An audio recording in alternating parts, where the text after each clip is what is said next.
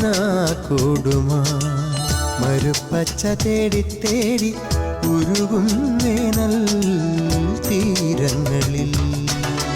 കിനാക്കൂടുമായി മരുപ്പച്ച തേടി തേടി ഉരുകും വേനൽ തീരങ്ങളിൽ. തളരുന്ന നേരം കരുത്തേകുവാൻ പാതയമായി പൊഴിയും ദൈവസ്നേഹത്തിൻ ജീവാമൃതം.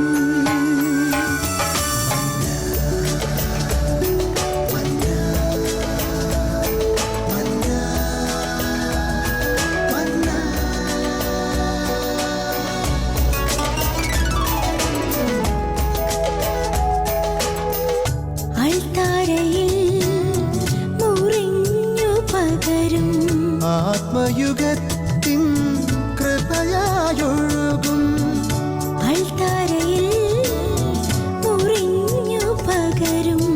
ആത്മയുഗത്തിൻ കൃപയായൊഴുകും വിശ്വസ്നേഹത്തിൻ്റെ അമൃതം.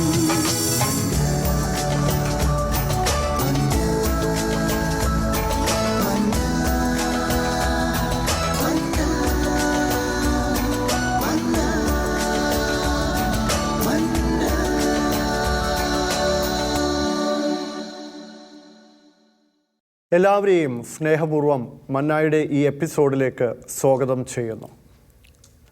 വിശുദ്ധ ബൈബിളിൽ ഉൽപ്പത്തി പുസ്തകം 1-ാം അധ്യായം 1-2 വചനങ്ങളിൽ നമ്മൾ വായിക്കുകയാണ്. ആദിയിൽ ദൈവം ആകാശവും ഭൂമിയും സൃഷ്ടിച്ചു. ഭൂമി രൂപരഹിതവും ശൂന്യവുമായിരുന്നു. ആഴത്തിനു മുകളിൽ അന്ധകാരം വ്യാപിച്ചിരുന്നു. ദൈവത്തിൻ്റെ ചൈതന്യം വെള്ളത്തിനു മീതെ ചലിച്ചുകൊണ്ടിരുന്നു. സൃഷ്ടിയുടെ ആരംഭം മുതലേ രൂപരഹിതമായ ഭൂമിക്ക് രൂപം നൽകുവാൻ ദൈവത്തിൻ്റെ പരിശുദ്ധാത്മാവിൻ്റെ ചൈതന്യം വ്യാപരിക്കുന്നത് നമുക്ക് കാണുവാൻ സാധിക്കും. അതേ പരിശുദ്ധാത്മാവ് ഇന്നും ഈ കാലഘട്ടത്തിലും ദൈവത്തിൻ്റെ സഭയെ നമ്മളെ ഓരോരുത്തരെയും ഇന്നും നയിച്ചുകൊണ്ടിരിക്കുകയാണ്, അഭിഷേകം ചെയ്തുകൊണ്ടിരിക്കുകയാണ്. ജോയൽ പ്രവാചന പുസ്തകം 2-ാം അധ്യായം 28-29 വാക്യങ്ങളിൽ നമ്മൾ വായിക്കുകയാണ്. അന്ന് ഇങ്ങനെ സംഭവിക്കും. എല്ലാവരുടെ മേൽ എൻ്റെ ആത്മാവിനെ ഞാൻ വർഷിക്കും. നിങ്ങളുടെ പുത്രന്മാരും പുത്രിമാരും പ്രവചിക്കും. യുവാക്കൾക്ക് ദർശനങ്ങളുണ്ടാകും. വൃദ്ധന്മാർ സ്വപ്നങ്ങൾ കാണും. ആ നാളുകളിൽ എൻ്റെ ആത്മാവിനെ ഞാൻ എല്ലാവരുടെ മേൽ വർഷിക്കും. ആ വാഗ്ദാനത്തിൻ്റെ പൂർത്തീകരണമായിട്ട് ഇന്ന് സഭയിലൂടെ ദൈവജനത്തിലേക്ക് മുഴുവനും ഇന്ന് ദൈവത്തിൻ്റെ പരിശുദ്ധാത്മൻ്റെ അഭിഷേകം അനുദിനം വർഷിക്കപ്പെട്ടുകൊണ്ടേയിരിക്കുന്നു. ഈ അഭിഷേകം ഒരു പൊടി പോലും നഷ്ടപ്പെട്ടു പോകാതെ എങ്ങനെ എനിക്ക് സ്വീകരിക്കുവാൻ സാധിക്കും? നമ്മളിന്ന് ഒരുമിച്ച് ചിന്തിക്കാൻ പോവുകയാണ്. ഒരിക്കൽ കൂടി എല്ലാവരെയും സ്നേഹപൂർവ്വം മന്നായുടെ ഈ എപ്പിസോഡിലേക്ക് സ്വാഗതം ചെയ്യുന്നു. പരിശുദ്ധാത്മാവിനെ കുറിച്ച് ഒത്തിരി അറിവുണ്ട്. ഒത്തിരി ബുക്കുകളിലൂടെ, വചനപ്രഘോഷണത്തിലൂടെ പരിശുദ്ധാത്മാവിനെ കുറിച്ച് ഒത്തിരി ബോധ്യങ്ങളുണ്ട്, ഒത്തിരി അറിവുണ്ട്. പക്ഷെ ഇന്ന് പലർക്കും പരിശുദ്ധാത്മാവുമായിട്ട് ഒരു ബന്ധമില്ലാതിരിക്കുക, ഒരു വ്യക്തിപരമായ ബന്ധം.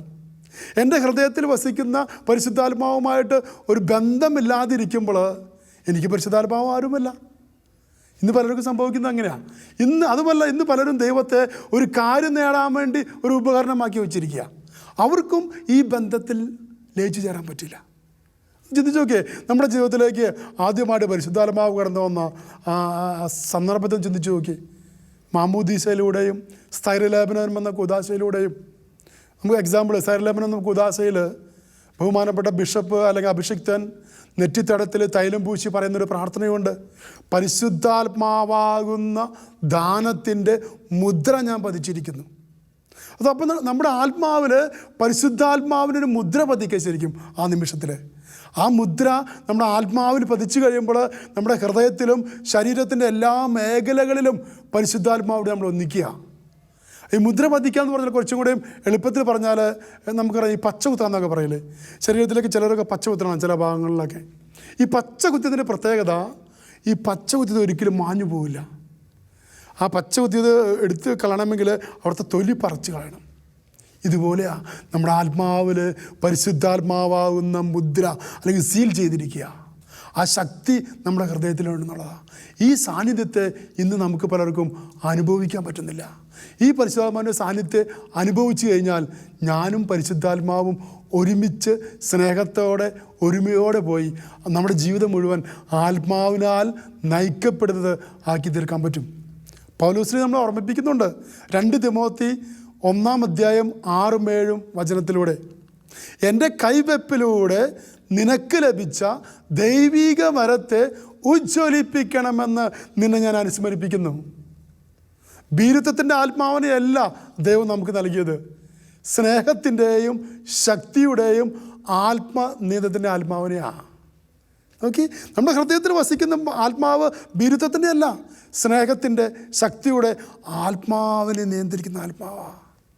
നോക്കി, നമ്മളെ നിരന്തരം നയിച്ചുകൊണ്ടിരിക്കുന്ന ഈ പരിശുദ്ധാത്മാവുമായിട്ട് സ്നേഹത്തിൽ, ഐക്യത്തിൽ ഒരു ബന്ധം സ്ഥാപിച്ചാൽ നമ്മുടെ ജീവിതം സ്വർഗതുല്യമായിരിക്കും. ഇപ്പോൾ എനിക്ക് ആൻഡോ ബ്രദറുമായിട്ട് നല്ലൊരു ബന്ധം സ്ഥാപിക്കണം എന്ന ആഗ്രഹമുണ്ടെങ്കിൽ ഞാൻ ചെയ്യേണ്ടത് എന്നും ആൻഡോ ബ്രദറിനെ വിളിക്കണം, ആൻഡോ ബ്രദറിനോട് സംസാരിക്കണം, പറ്റുമെങ്കിൽ നേരിട്ട് കാണാൻ ശ്രമിക്കണം. അങ്ങനെ നമ്മളിങ്ങനെ നല്ല കുറേ എപ്പോഴും സംസാരിക്കുകയാണെങ്കിൽ ഞാൻ പിന്നെ ആൻഡോ ബ്രദറുമായിട്ട് എൻ്റെ വ്യക്തിപരമായ എൻ്റെ കാര്യങ്ങൾ, പേഴ്സണലായിട്ടുള്ള കാര്യങ്ങളെല്ലാം ഷെയർ ചെയ്യാൻ തുടങ്ങും. അങ്ങനെ ഒരു ആത്മബന്ധം അവിടെ തുടങ്ങും. ഇതുപോലെ തന്നെ ദൈവത്തിൻ്റെ പരിശുദ്ധാത്മാവുമായിട്ട് എനിക്കൊരു ബന്ധം സ്ഥാപിക്കണമെങ്കിൽ ഞാൻ പരിശുദ്ധാത്മാവുമായിട്ട് നിരന്തരം സംസാരിക്കണം. പരിശുദ്ധാത്മാവ് ത്രിത്വത്തിൽ മൂന്നാമനായ ഒരു വ്യക്തിയായ ദൈവത്തിൻ്റെ പരിശുദ്ധാത്മാവ് പ്യുവർലി ജെൻറ്റിൽമാനാണ്, ഭയങ്കര ജെൻറ്റിൽമാനാണ്. നമ്മൾ ക്ഷണിക്കാതെ ഒരിക്കലും പരിശുദ്ധാത്മാവ് നമ്മുടെ ജീവിതത്തിലേക്ക് കടന്നു വരില്ല. പക്ഷെ നമ്മൾ ക്ഷണിച്ചു കഴിഞ്ഞാൽ പരിശുദ്ധാത്മാവ് നമ്മുടെ ജീവിതത്തെ പൂർണ്ണമായിട്ടും ഏറ്റെടുത്ത്, നമ്മൾ റോമ 8:14 വായിക്കുന്നു, ദൈവാത്മാവിനാൽ നയിക്കപ്പെടുന്നവരെല്ലാവരും ദൈവത്തിൻ്റെ പുത്രന്മാരാണ്. അപ്പോൾ ഇങ്ങനെ പരിശുദ്ധാത്മാവ് നമ്മുടെ ജീവിതത്തിൽ ഏറ്റെടുത്ത് കഴിഞ്ഞാൽ പരിശുദ്ധാത്മാവ് നമ്മളെ നയിക്കും. ഇന്ന് നമ്മുടെ ഈ കാലഘട്ടത്തിൽ നേരിടുന്ന വലിയൊരു പ്രശ്നം എന്ന് പറഞ്ഞു കഴിഞ്ഞാൽ പരിശുദ്ധാത്മാവിൽ, ആൻഡോ ബ്രദർ നേരത്തെ പറഞ്ഞ പോലെ പരിശുദ്ധാത്മാവിനെക്കുറിച്ച് നമുക്ക് തിയററ്റിക്കലായിട്ട് എല്ലാം അറിയാം. നമ്മൾ ബൈബിളിലുള്ള കോട്ടിങ്ങൾ മുഴുവനും നമുക്ക് ബൈഹാർട്ടാണ്, നമ്മൾ കേട്ടിട്ടുണ്ട്. പക്ഷെ നമ്മൾ പ്രാക്ടിക്കൽ ലൈഫിലേക്ക് നമ്മൾ ഈ വചനത്തിൻ്റെ അഭിഷേകം മുഴുവനും നമ്മൾ കൊണ്ടുവരണം. പരിശുദ്ധാത്മാവിനെ എൻ്റെ അനുദിന ജീവിതത്തിൽ ഒരു കൂട്ടുകാരനായിട്ട്, അത് നമ്മുടെ പ്രാർത്ഥനാ ജീവിതത്തിൽ മാത്രമല്ല, നമ്മളുടെ ഭൗതിക ജീവിതത്തിലും, നമ്മുടെ ജോലി മേഖലയായാലും, നമ്മുടെ കുടുംബജീവിതമായാലും, നമ്മളുടെ സാമൂഹ്യ ജീവിതമായാലും, എന്തു തന്നെ ആയാലും നമ്മളുടെ എല്ലാ ജീവിതത്തിൻ്റെ മേഖലകളിലേക്കും പരിശുദ്ധാത്മാവിനെ നമ്മൾ ക്ഷണിക്കണം. ഞാനൊരു ചെറിയൊരു എക്സാമ്പിൾ പറയുകയാണ്. അതായത് നമ്മുടെ ചെറിയ കാര്യത്തിൽ പോലും പരിശുദ്ധാത്മാവ് ഇടപെടും എന്നുള്ളതിൻ്റെ ഒരു ഉദാഹരണം. ഞാൻ കഴിഞ്ഞ ദിവസം നമ്മുടെ ദുബായിലെ സെൻറ്റ് മേരീസ് ചർച്ചിൽ കുറച്ച് നാളുകൾക്ക് മുമ്പ് ഞാൻ കുർബാനയ്ക്ക് വന്നു.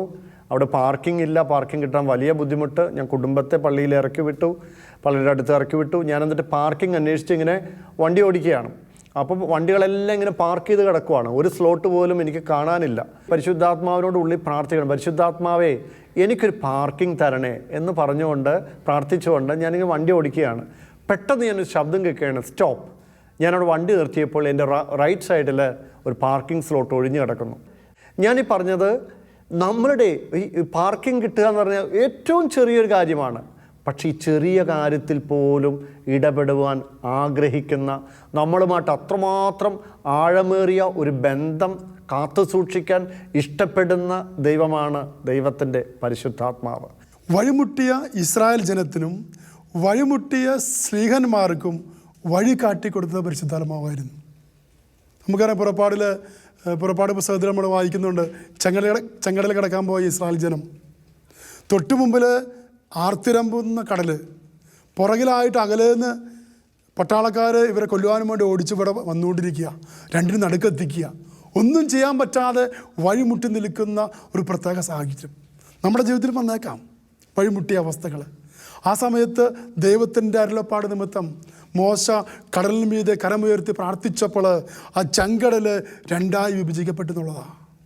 വീണ്ടും നമ്മൾ പുതിയ നിയമത്തിലേക്ക് വരുമ്പോൾ സ്ലീഹന്മാർ യേശുക്രിസ്തുവിൻ്റെ സ്വർഗ്ഗാരോഹണത്തിന് ശേഷം യഹൂദരെ ഭയന്ന് ഒരു മുറിക്കകത്ത് പേടിച്ചരണ്ടിരിക്കുക. പുറത്തിറങ്ങിയാൽ യഹൂദരെ പിടിച്ച് കൊല്ലും. അതുകൊണ്ട് പേടിച്ചാണ്ട് റൂമിനകത്തിരിക്കുക സഹീയോനും മാളിക മുറിയിൽ. പരിശുദ്ധ അമ്മ ഒരുമിച്ചുകൊണ്ട് അവരെ പ്രാർത്ഥിപ്പിച്ച് അവരെ ശക്തി സംഭരിച്ചു കൊണ്ടിരിക്കുക. അവിടെയും വഴിമുട്ടിയ ഈ സ്ലീഹന്മാർക്ക് നമുക്കറിയാം, പെന്തക്കോസ്ത് സമാഗതമായപ്പോൾ അപ്പോസ്തലപ്രവൃത്തി 2-ാം അധ്യായത്തിൽ വായിക്കുന്നുണ്ട്, കൊടുങ്കാറ്റായി കടന്നു വന്ന പരിശുദ്ധാത്മാവ് ആ സ്വർഗത്തിൽ നിന്ന് ശരിക്കും പറയുന്നത്, പണ്ഡിതന്മാർ പറയുന്നത് സ്വർഗത്തിൽ നിന്നൊരു കൊടുങ്കാറ്റ് സഹീയോൻ മാളിലേക്ക് അയച്ചെന്ന് പറയണേ. വീണ്ടും തീജ്വാലകൾ അവരെല്ലാവരെയും തലയ്ക്ക് മീതെ തീജ്വാലയായി കടന്നു വന്നു, തീനാളത്തിൻ്റെ രൂപത്തിൽ. അവിടെ എന്ത് സംഭവിച്ചേ? കൊടുങ്കാറ്റായി കടന്നു വന്ന പരിശുദ്ധാത്മാവ് ശിഷ്യന്മാരിലുണ്ടായ പാപത്തിൻ്റെ പടുമരങ്ങൾ വേരോടെ പറിച്ചു കളഞ്ഞെന്നുള്ളതാണ്. അന്ന് ഉദ്ഘാടനം ചെയ്യിക്കപ്പെട്ട കത്തോലിക്ക സഭ ഇന്നും പരിശുദ്ധാത്മാവിനാൽ നയിച്ചുകൊണ്ടിരിക്കുക. നമ്മുടെ ജീവിതത്തിലെ വഴിമുട്ടിയ എല്ലാ മേഖലകളിലും ബ്രദർ പറഞ്ഞ പോലെ ഒന്ന് വിളിച്ചു നോക്കിയേ, പരിശുദ്ധാത്മാവ് വരും. ഹൃദയത്തിലുള്ള പരിശുദ്ധാത്മാവ്, ശരീരത്തിൻ്റെ ഓരോ കോശങ്ങളിൽ വസിക്കുന്ന ആ ജീവനുള്ള പരിശുദ്ധാത്മാവിനെ വിളിച്ച് പ്രാർത്ഥിച്ചു കഴിയുമ്പോൾ, ദാഹിച്ച് പ്രാർത്ഥിച്ചു കഴിയുമ്പോൾ ആ പരിശുദ്ധാത്മാവോട് ചേർന്നുള്ള ജീവിതം, അതാണ് നമുക്ക് എപ്പോഴും നിരന്തരം നമുക്ക് ആവശ്യമുള്ളത്. ഇന്ന് പിശാച് ഇന്ന് മനുഷ്യഹൃദയങ്ങളിൽ വിതയ്ക്കുന്ന ഒരു വലിയ ഒരു കെണിയാണ് ഭയം.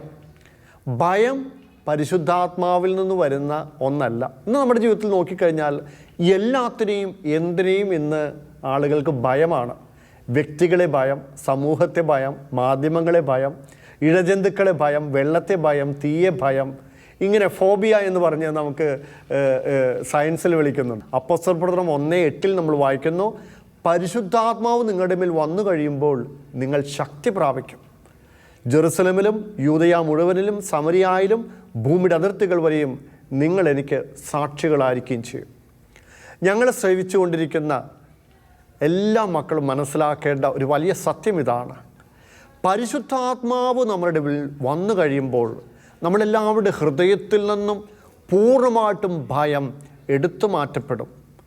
യോഹന്നാൻ ശ്ലീഹ പറയുന്നുണ്ട്, പൂർണ്ണമായ സ്നേഹം ഭയത്തെ ബഹിഷ്കരിക്കുന്നു.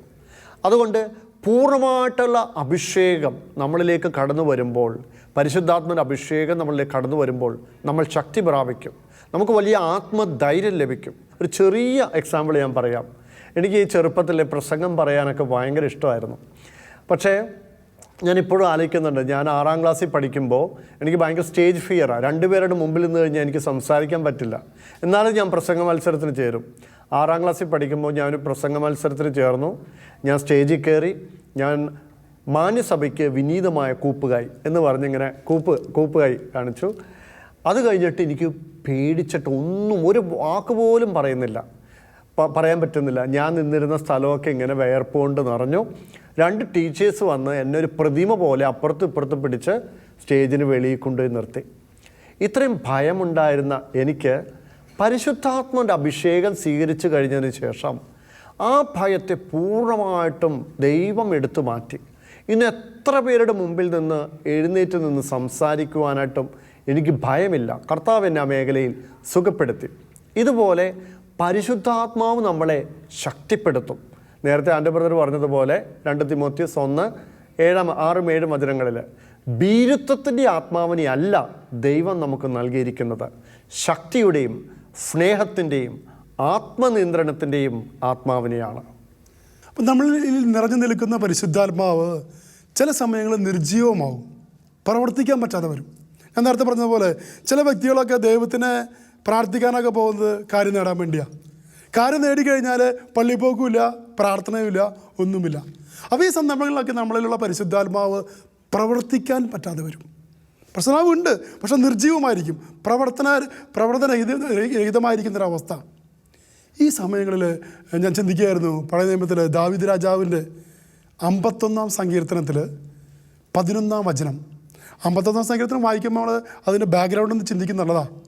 ദാവീദ് രാജാവ് ബത്സൈദ എന്ന സ്ത്രീയോട് പാപം ചെയ്തപ്പോൾ പ്രവാചകൻ വന്ന് ഒത്തിരി കാര്യങ്ങളൊക്കെ പറഞ്ഞു കൊടുത്തതിന് ശേഷം അനുദപിച്ചുകൊണ്ട് എഴുതിയൊരു സങ്കീർത്തനം 51-ാം സങ്കീർത്തനം. അതിൽ 11-ാം വചനത്തിൽ ദാവീദ് രാജാവ് പ്രാർത്ഥിക്കുന്നുണ്ട്, ദൈവമേ അങ്ങയുടെ പരിശുദ്ധാത്മാവിനെ എന്നിൽ നിന്ന് എടുത്തു കളയരുതേ. അപ്പം ഞാൻ ഒരു പാപം ചെയ്തു കഴിയുമ്പോൾ, ദൈവസ്നേഹത്തെ ലംഘിച്ചു കഴിയുമ്പോൾ, അതേത് മേഖലയായാലും, വിചാരത്താലും വാക്കാലും പ്രവർത്തിയാലും ഏത് മേഖലയായാലും ദൈവസ്നേഹം എവിടെ ലംഘിക്കപ്പെടുന്നുവോ അവിടെ പരിശുദ്ധാത്മാവ് പ്രവർത്തിക്കാൻ പറ്റാതെ നിർജ്ജീവമായിരിക്കുന്ന അവസ്ഥയായിരിക്കും. ആ നിമിഷം നമ്മൾ അനുദപിച്ച് കഴിയുമ്പോൾ ഈ പരിശുദ്ധാത്മാവ് വീണ്ടും ഉജ്ജ്വലിക്കുന്നതായിട്ട് കാണാൻ സാധിക്കും. ഞാനൊരു പ്രാർ ഗ്രൂപ്പിൽ ശുശ്രൂഷിക്ക് വേണ്ടി പോയപ്പോൾ അവിടെ മുട്ടുകുത്തി വന്നപ്പോൾ പരിശുദ്ധാത്മാവ് എനിക്ക് ചെറിയൊരു ഒരു ചിന്ത തന്നു. എനിക്ക് ഇങ്ങനെയാണെന്നത്, 0-ഹീറോ. പരിശുദ്ധാത്മാവ് എനിക്ക് എൻ്റെ അർത്ഥം മനസ്സിലാകുന്നില്ലോ. വീണ്ടും ഇങ്ങനെ പ്രാർത്ഥിച്ചപ്പോൾ ആത്മാവ് വ്യക്തമാക്കി തന്നു. ആ സമൂഹത്തിലേക്ക് ചില വ്യക്തിത്വങ്ങളെ കുറിച്ചുള്ള സ്വഭാവത്തെക്കുറിച്ചുള്ള ഒരു പ്രേരണയായിരുന്നു.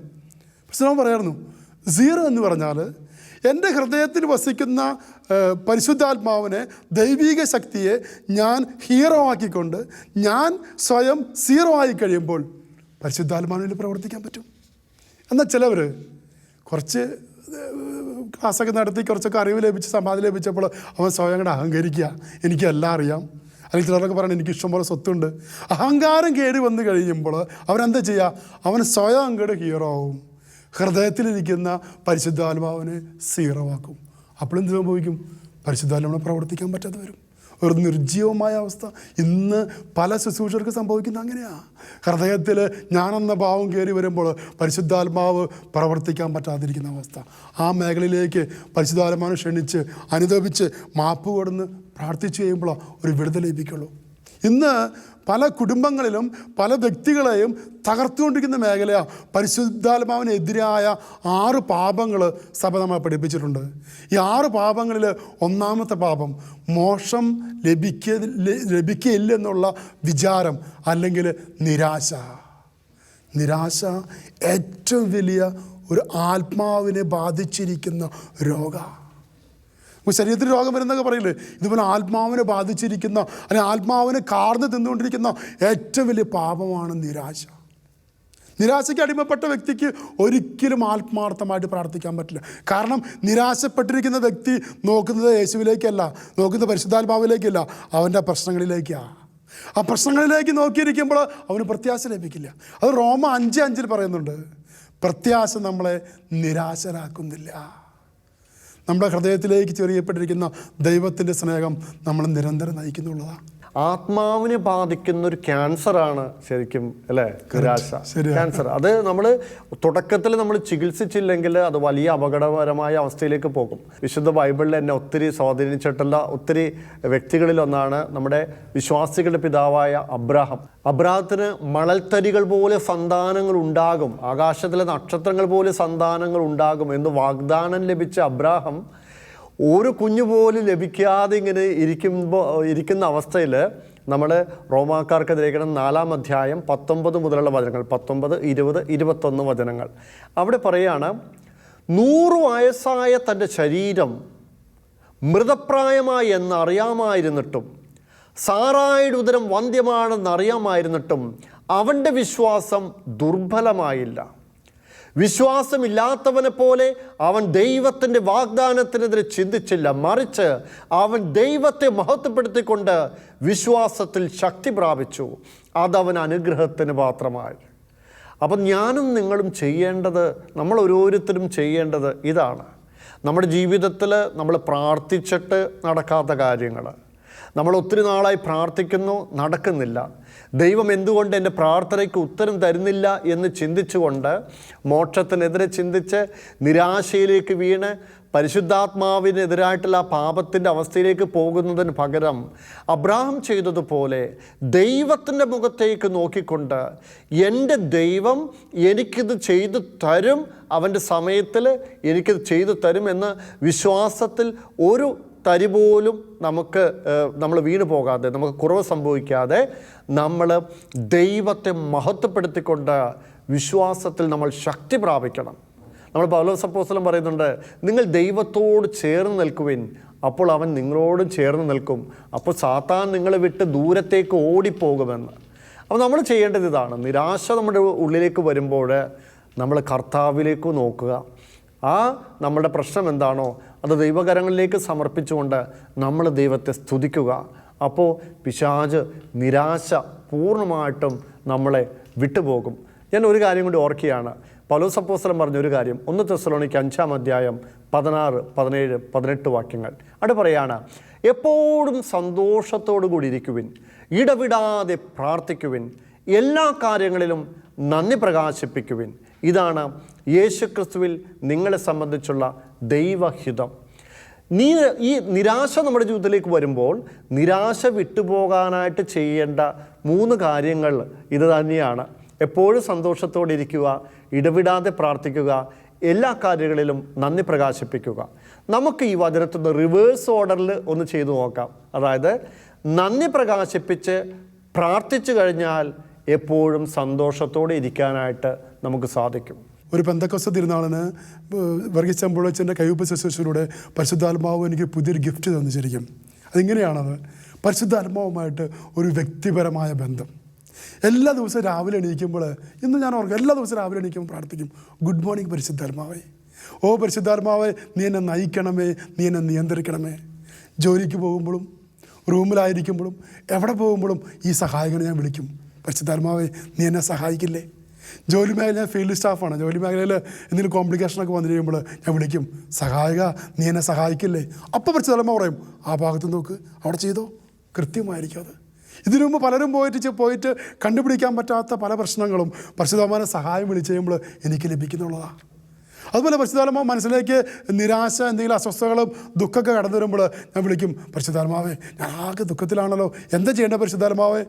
പരിശുദ്ധാത്മാവ് എനിക്കൊരു വചനം തരും, യെശയ്യാ 41:10, ഭയപ്പെടേണ്ട, ഞാൻ നിന്നോട് കൂടെയുണ്ട്, സംഭ്രമിക്കേണ്ട, ഞാനാണ് നിൻ്റെ ദൈവം, ഞാൻ നിന്നെ ശക്തിപ്പെടുത്തുകയും സഹായിക്കുകയും ചെയ്യും, നിൻ്റെ വിജയകരമായ വലത് കൈ കൊണ്ട് ഞാൻ നിന്നെ താങ്ങി നിർത്തും. മനസ്സിൽ നിരാശ മാറി, ദുഃഖം മാറി, ഒരു ആശ്വാസം ലഭിക്കും. രോഗം വരുമ്പോൾ, ശരീരത്തിന് ശക്തമായ വേദന വരുമ്പോൾ, അപ്പോൾ പരിശുദ്ധാത്മാവ് എനിക്ക് ഓർമ്മപ്പെടുത്തി തരും, 1 പത്രോസ് 2:24, അവൻ്റെ മുറിവിനാൽ നിങ്ങൾ സൗഖ്യമുള്ളതാക്കപ്പെട്ടിരിക്കുന്നു. അങ്ങനെ ഏത് മേഖലയിൽ നമ്മൾ അസ്വസ്ഥപ്പെടുന്നുവോ, നമ്മൾ നിർജ്ജീവമാകുന്നുവോ, അവിടെ പരിശുദ്ധാത്മാവ് ഒരു വചനം നമ്മളെ ഉജ്ജ്വലിപ്പിക്കുന്നുള്ളതാണ്. അത് പരിശുദ്ധാത്മാവിൻ്റെ ഏറ്റവും വലിയ പ്രത്യേകത. എന്ത് പ്രശ്നമുണ്ടായാലും പരിശുദ്ധാത്മാവിനെ വിളിച്ചു നോക്കിയേ. യേശു പരിശുദ്ധാത്മാവിനെ അവനെന്ന് വിളിച്ചേ, ഒരു വ്യക്തിയെ പരിശുദ്ധാത്മാവ് നമ്മൾ വിളിച്ചു കഴിയുമ്പോൾ ആ സഹായകൻ നമ്മുടെ കൂടെ നിൽക്കുന്നുള്ളതാണ്. ഈ പരിശുദ്ധാത്മാവിനെ ഞാൻ സ്വന്തമാക്കി കഴിയുമ്പോൾ പരിശുദ്ധാത്മാവിൻ്റെ ഫലങ്ങൾ എനിക്ക് സ്വന്തമാക്കാൻ പറ്റും. എന്താ പരിശുദ്ധാത്മാവിൻ്റെ ഫലങ്ങൾ? യേശുവിൻ്റെ സ്വഭാവമായിരുന്നു. സ്നേഹം, ആനന്ദം, സമാധാനം, ക്ഷമ, നന്മ, ദയ, വിശ്വസത, ആത്മസംയമനം. വീണ്ടും പരിശുദ്ധാത്മാവിൻ്റെ ദാനങ്ങൾ എനിക്ക് സ്വന്തമാക്കാനും. പരിശുദ്ധാത്മാവിൻ്റെ ദാനങ്ങൾ എന്ന് പറയുന്നത് യേശുവിൻ്റെ വ്യക്തിത്വമായിരുന്നു. പരിശുദ്ധാത്മാവിൻ്റെ വരങ്ങൾ യേശുവിൻ്റെ ശക്തിയായിരുന്നു ശരിക്കും പറഞ്ഞാൽ. അപ്പോൾ ഞാൻ പരിശുദ്ധാത്മാവിനെ സ്വന്തമാക്കി കഴിഞ്ഞാൽ യേശുവിനെ സ്വന്തമാക്കി കഴിഞ്ഞു. എൻ്റെ ചിന്തകളും എൻ്റെ ഭാവനകളും എൻ്റെ പ്രവർത്തികളും എൻ്റെ സാന്നിധ്യവും മറ്റുള്ളവർക്ക് പരിശുദ്ധാത്മാവിൻ്റെ ഫലം അനുഭവിക്കാൻ പറ്റുന്നുള്ളതാണ്. അപ്പസ്തോല പ്രവർത്തനം 2-ാം അധ്യായം 42-ാം വചനം. അപ്പസ്തോലന്മാരുടെ പ്രബോധനം, അപ്പം മുറിക്കൽ, കൂട്ടായ്മ, പ്രാർത്ഥന എന്നിവയിൽ സദാ താല്പര്യപൂർവ്വം പങ്കെടുത്തു. ഞാൻ ചിന്തിക്കായിരുന്നു, പരിശുദ്ധാത്മാവിന് നിരന്തരം നമുക്ക് ലഭിക്കേണ്ട 4 മേഖലകളത്. അപ്പം മുറിക്കൽ, വിശുദ്ധ കുർബാന, കൂദാശ ജീവിതം, കാദാശ ജീവിതം, പ്രബോധനം, ദൈവവചനം, ബൈബിൾ വായിച്ച് കഴിയുമ്പോൾ പരിശുദ്ധാത്മാവ് നമ്മോട് സംസാരിക്കുക വ്യക്തിപരമായിട്ട്. പ്രാർത്ഥന, പേഴ്സണൽ പ്രയറിലൂടെ പരിശുദ്ധാത്മാവ് നമ്മൾ സംസാരിക്കുക, സംവാദിക്കുക. നമ്മൾ കൂട്ടായ്മ, കൺവെൻഷനുകൾ, ധ്യാനങ്ങൾ, കൂട്ടായ്മയിലൂടെ പരിശുദ്ധാത്മാവിൻ്റെ പുതിയ അഭിഷേകം നമ്മൾ സ്വീകരിക്കുക. അങ്ങനെ നമ്മൾ നിരന്തരം പരിശുദ്ധാത്മാവുമായിട്ട് വ്യക്തിബന്ധം സ്ഥാപിച്ചു കഴിയുമ്പോൾ ഞാൻ കർത്താവിനോട് കൂടെ ആയിരിക്കും. ഈ പരിശുദ്ധാത്മാവിൻ്റെ അഭിഷേകം നമ്മളിൽ വസിക്കുമ്പോൾ നമ്മളിലുള്ള ഈ അഭിഷേകം ചോർത്തിക്കളയുന്ന രണ്ട് കാര്യങ്ങൾ, അത് നമ്മൾ നമ്മുടെ വ്യക്തിപരമായ ജീവിതത്തിൽ വളരെയധികം ശ്രദ്ധിക്കേണ്ടതാണ്. അതായത് പരിശുദ്ധാത്മാവ് എപ്പോഴും നമുക്ക് തരുന്ന പ്രചോദനം നമ്മൾ ദൈവസ്നേഹത്തിലും അതുപോലെ തന്നെ പരസ്നേഹത്തിലും വ്യാപരിക്കുക എന്നുള്ളതാണ്, അല്ലേ? അപ്പം നമ്മൾ ഈ പരസ്നേഹത്തിൽ, നമ്മൾ ദൈവസ്നേഹത്തിൽ എപ്പോഴും നമ്മളിങ്ങനെ ഒത്തിരി നമ്മൾ പ്രാർത്ഥിക്കുക എല്ലാം ചെയ്യുന്നുണ്ട്. പക്ഷേ അതോടൊപ്പം തന്നെ പരസ്നേഹം എന്ന് പറയുമ്പോൾ പരിശുദ്ധാത്മാവിനെ ഒത്തിരി വേദനിപ്പിക്കുന്നൊരു പാപമാണ് നമ്മൾ മറ്റുള്ളവരെ വിധിക്കുന്നത്. നമ്മുടെ സംസാരം ശരിക്കും നമ്മൾ നിയന്ത്രിക്കണം, ഇല്ലേ? നമ്മൾ മറ്റുള്ളവരെ വിധിക്കുമ്പോൾ ഇന്ന് സോഷ്യൽ മീഡിയകളെല്ലാം വളരെ ആക്റ്റീവായിട്ടുള്ള ഈ കാലഘട്ടത്തിൽ നമ്മൾ ഫേസ്ബുക്കിലൂടെയും വാട്സപ്പിലൂടെയും എല്ലാം നമുക്ക് പല പല ഫോർവേഡുകൾ കിട്ടാറുണ്ട്. അതായത് പലരെ കളിയാക്കിയും പലരെ പരിഹസിച്ചും പല ട്രോളുകൾ നമ്മൾ അത് വായിക്കുന്നു, നമ്മൾ മറ്റുള്ളവർക്ക് ഫോർവേഡ് ചെയ്യുന്നു. നമുക്ക് പോലും നമ്മൾ ഡയറക്റ്റായിട്ട് ഇൻവോൾവ്മെൻ്റ് ഇല്ലാത്ത പല കാര്യങ്ങൾക്ക് പോലും നമ്മൾ ഫാക്റ്റ് അറിയാതെ നമ്മൾ പലരെയും വിമർശിക്കുന്ന നമ്മൾ അറിയാതെ തന്നെ അതിലേക്ക് വീണു പോകുന്ന ഒരു കാലഘട്ടത്തിലാണ് നമ്മൾ ജീവിക്കുന്നത്. ഇത് പരിശുദ്ധാത്മാവിനെതിരായിട്ടുള്ള ഒരു പാപമാണ്. ഈശോ പറയുന്നുണ്ട്, റോമ 2:1 പറയുന്നു, പരിശുദ്ധാത്മാ പറയുന്നുണ്ട്, അല്ലയോ മനുഷ്യ, നീ ആര് തന്നെയായാലും മറ്റൊരുവനെ വിധിച്ചാൽ നിനക്ക് ന്യായീകരണമില്ല. വീണ്ടും റോമ 15:1 നമ്മൾ വായിക്കുന്നു, ബലമുള്ളവരായ നാം ദുർബലരുടെ പോരായ്മകൾ സഹിക്കുകയാണ് വേണ്ടത്. വീണ്ടും മത്തായി 18:10 നമ്മൾ വായിക്കുന്നു, ഈ ചെറിയവരിൽ ആരെയും നിന്ദിക്കാതിരിക്കാൻ സൂക്ഷിച്ചു കൊള്ളുവിൻ, എന്തെന്നാൽ അവരുടെ ദൂതന്മാർ എൻ്റെ സ്വർഗസ്ഥനായ പിതാവിൻ്റെ മുഖം എപ്പോഴും ദർശിച്ചു കൊണ്ടിരിക്കുകയാണെന്ന് ഞാൻ നിങ്ങളെ ഓർമ്മിപ്പിക്കുന്നു. അപ്പോൾ നമ്മൾ ഇതുപോലെ തന്നെ ആരെയും നമ്മൾ വിമർശിക്കാനോ നമ്മൾ പരദൂഷണം പറയാനോ നമ്മൾ ഇങ്ങനെ കാര്യം അറിയാതെ മറ്റുള്ളവർ വിമർശിക്കാനോ നമ്മൾ പോകാതെ ഇങ്ങനെ ഒരു ഫോർവേഡ് കിട്ടുമ്പോൾ, ദൈവമേ ഈ വ്യക്തിയെ നിൻ്റെ കരങ്ങളിലേക്ക് ഞാൻ സമർപ്പിക്കുന്നു, പരിശുദ്ധാത്മാവായ ദൈവമേ ഈ വ്യക്തിയുടെ ജീവിതത്തിൽ നീ ഇടപെടണമേ എന്ന പ്രാർത്ഥനയോടുകൂടിയുള്ളൊരു ആത്മീയ ജീവിതം നമ്മൾ നയിക്കുമ്പോൾ നമ്മൾ വീണ്ടും പരിശുദ്ധാത്മാവ് അഭിഷേകത്താൽ നിറച്ചുകൊണ്ടേയിരിക്കും. യോഹന്നാന്റെ സുവിശേഷം 7-ാം അധ്യായം 37-38 വചനങ്ങൾ നമ്മളെ ഓർമ്മിപ്പിക്കുന്നുണ്ട്. ആർക്കെങ്കിലും ദാഹിക്കുന്നെങ്കിൽ അവൻ എൻ്റെ അടുക്കൽ വന്ന് കുടിക്കട്ടെ. എന്നിൽ വിശ്വസിക്കുന്നവൻ്റെ ഹൃദയത്തിൽ നിന്ന് വിശുദ്ധ ലിഖിതം പ്രസ്താവിക്കുന്നത് പോലെ ജീവജലത്തിൻ്റെ അരുവികൾ ഒഴുകും. പരിശുദ്ധാത്മാവിൽ ആഴപ്പെട്ട് ജീവിക്കുന്ന വ്യക്തിത്വങ്ങളുടെ ഹൃദയത്തിൽ നിന്ന് ജീവജലത്തിൻ്റെ അരുവികൾ നിരന്തരം ഇങ്ങനെ ഒഴുകിക്കൊണ്ടിരിക്കുന്നുള്ളതാണ്. ഭരണങ്ങാനത്ത് വിശുദ്ധ അൽഫോൻസമ്മ പരിശുദ്ധാത്മാവിനെ സ്വന്തമാക്കി കഴിഞ്ഞപ്പോൾ ജീവജലത്തിൻ്റെ അരുവികൾ ലോകം മുഴുവനിലേക്കും ഒഴുകാൻ സാധിച്ചു. കൽക്കട്ടയിൽ മദർ തെരേസയിലൂടെ പരിശുദ്ധാത്മാവിനെ സ്വന്തമാക്കി കഴിഞ്ഞപ്പോൾ മറ്റുള്ളവരിൽ യേശുവിനെ ദർശിക്കാൻ സാധിച്ചപ്പോൾ കൽക്കട്ടയിൽ നിന്നും ജീവജലത്തിൻ്റെ അരുവികൾ ലോകത്തിന് എല്ലാ ഭാഗത്തേക്കും ഒഴുകാൻ സാധിച്ചു. നോക്കിയേ, നമുക്ക് വിശുദ്ധ എവുപ്രാസയമ്മ തൃശ്ശൂരിൽ നിന്ന് ജീവജലത്തിൻ്റെ അരുവികൾ ഒഴുകാൻ സാധിച്ചു. ഇതുപോലെ നമുക്കും സാധിക്കുമെന്നുള്ളതാണ്. നമ്മുടെ ഹൃദയത്തിൽ വസിക്കുന്ന ആ ജീവജലത്തിൻ്റെ അരുവികൾ നമ്മുടെ കുടുംബത്തിലും നമ്മുടെ ജോലി മേഖലയിലും നമ്മൾ എവിടെ പോയാലും അരുവികൾ ഒഴുകുവാനായിട്ട് ആ ഹൃദയത്തിൽ വസിക്കുന്ന പരിശുദ്ധാത്മാവുമായിട്ട് നിരന്തരമായ ഒരു ബന്ധം സ്ഥാപിച്ചുകൊണ്ട് പ്രത്യാശയിൽ ജീവിക്കുവാനായിട്ട് നമുക്കെല്ലാവർക്കും പരിശ്രമിക്കാം. കുരിശ് രക്ഷയുടെ അടയാളമാണ്. സ്നേഹത്തിൻ്റെയും പങ്കുവെക്കലിൻ്റെയും മഹത്തായ അനുഭവം. ആ വലിയ രക്ഷയുടെ സാന്നിധ്യം നമ്മുടെ ജീവിതത്തെ സമ്പൂർണ്ണമാക്കട്ടെ. ഏവർക്കും ക്രിസ്തു സ്നേഹവും സമാധാനവും നേരുന്നു. പ്രാർത്ഥനയിൽ നമുക്ക് പരസ്പരം ഓർമ്മിക്കാം. നിങ്ങളുടെ അഭിപ്രായങ്ങളും നിർദ്ദേശങ്ങളും ഞങ്ങളെ അറിയിക്കാൻ മറക്കരുത്. eldroyvision.uae@gmail.com. വിശ്വസ്നേഹത്തിൻ്റെ